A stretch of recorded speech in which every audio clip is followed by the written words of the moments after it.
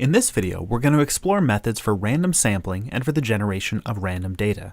I'm using the car physical data dataset available in the sample data directory.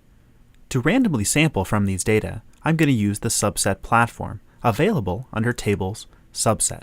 Subset allows us to create a new data table from selected rows or randomly selected rows in our dataset.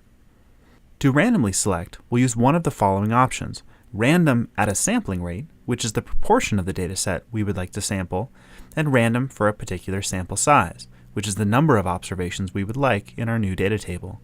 If we need, we can stratify this random sampling across another variable. Clicking OK returns the random subset of our existing data. Subset has many other features that you may want to use. I'm going to go back to the car physical data original dataset, return to Tables, Subset, and recall the last setup with my sample size of 58. We can also bring along selected columns if we have particular columns of interest we would like to sample and only retain those.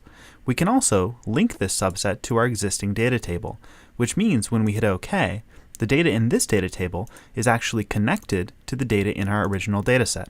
Modifying values here will modify them in the original data.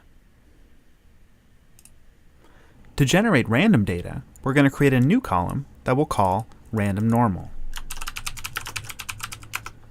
To generate the data for this column, we'll right-click and enter the formula editor by selecting Formula.